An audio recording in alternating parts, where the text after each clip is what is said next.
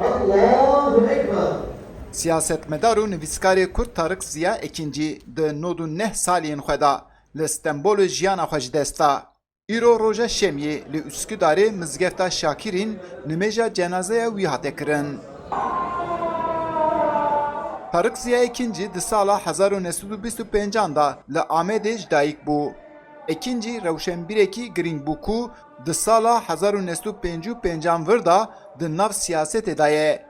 Ewî di damezrandina Partiya Karkerên Tirkiye tîpê de cî girt.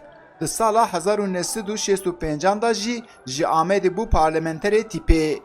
Tarık Ziya Ekîncî ez gelek dûr û dirêj benaz dikim.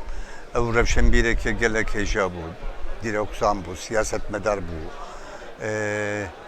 Tekoşîna xwe tekoşîna sosyalizmê çepkirî dest pê kir. Lê her dem xebatê wî da meselê Kurd û Kurdistan hebû. Yani dixwast meselê Kurda pirsgirêkê Kurd, pirsgirêkê Kurdistanê çareser bibe. Gelek kes beşdarî merasîma cenazeyê Tarık Ziya Ekîncî bûn. Di nav vanan da zanyar Doktor İsmail Beşikçî, hevseroka berê ya HDP Pervin Buldan, hevseroka berê ya Şaradariya Bajarê Amedê Gültan Kışanak, wezîrê berê Hikmet Çetin, parlamenterê CHP Sezgin Tanrıkulu û gelek heskerên wî yê din beşdar bûn.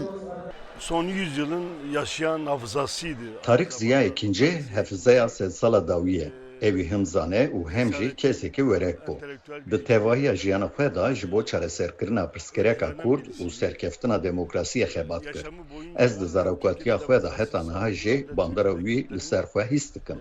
Piştî nimêja cenazeyê dost û hevalên wî li ser milên xwe cenazeyê Tarık Ziya Ekîncî danîn ser erebê û bi çepikan oğrî Amedê kirin.